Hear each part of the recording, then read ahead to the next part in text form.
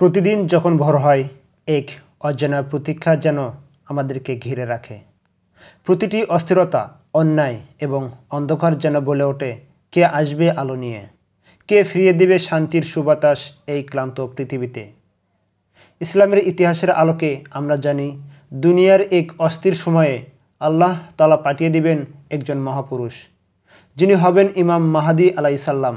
তিনি হক ও ইনসাফ প্রতিষ্ঠা করবেন, জুলুম ও অবিচারের মূলোচ্ছেদ করবেন।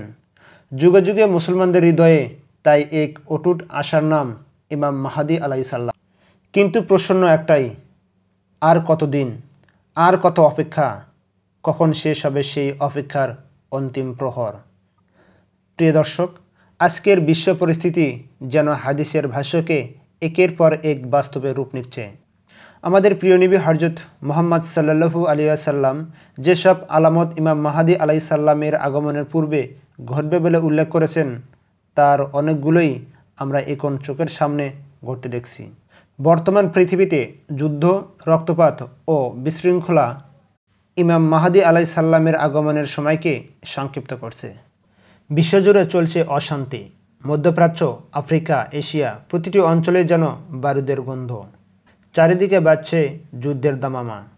মুসলিম দেশগুলোতে চলছে ভয়াবহ আত্মঘাতী ষড়যন্ত্র ও সংঘাত।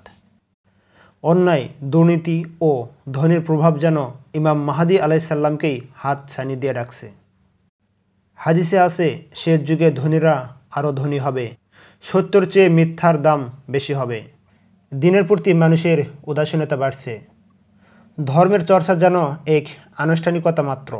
নামাজ, রোজা, হজ সবই হচ্ছে, কিন্তু অন্তরের খাঁটি ঈমান যেন হারিয়ে যাচ্ছে কালের অন্তরালে। অনেকেই দিনকে নিজেদের সুবিধার্থে ব্যবহার করছে। এদিকে ফিতনা ও মিডিয়ার অপব্যবহার দ্রুত গ্রাস করছে পৃথিবীকে। প্রযুক্তির কল্যাণে ফিতনা ছড়াচ্ছে বিদ্যুৎ গতিতে। বেশিরভাগ মিডিয়া বিক্রি হচ্ছে মিথ্যার কাছে।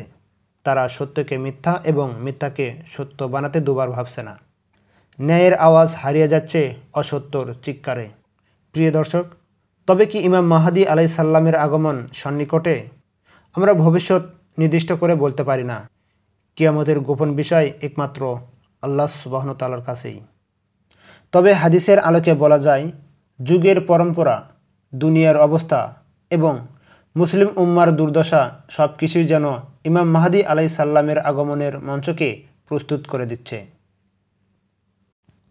আমাদের করণীয় কী হবে? আমরা ইমাম মাহদী আলাইহিসসালামের জন্য কতদিন অপেক্ষা করব? এ প্রশ্নের চেয়ে গুরুত্বপূর্ণ প্রশ্ন হলো, তিনি আসলে আমরা তার জন্য কতটা প্রস্তুত? আমাদের ঈমান, আমল, চরিত্র সব কিছুই তার সাথী হওয়ার উপযুক্ত কি? ইমাম মাহদী আলাইহিসসালাম আসবেনই, এটা আমাদের আকীদার অংশ। কিন্তু কখন আসবেন তা জানি না। কিন্তু তার আগমনের আলামতগুলো চারপাশে ছড়িয়ে পড়ছে। তাই অপেক্ষা নয়, প্রস্তুতি হোক আমাদের মূল মন্ত্র। দোয়া নয় শুধু, নিজের জীবনেও আনতে হবে দ্বীনের বিপ্লব। হোক আমরাই সেই সৌভাগ্যবান যারা ইমাম মাহদী আলাইহিসসালামের সঙ্গী হতে পারবে ইনশাআল্লাহ।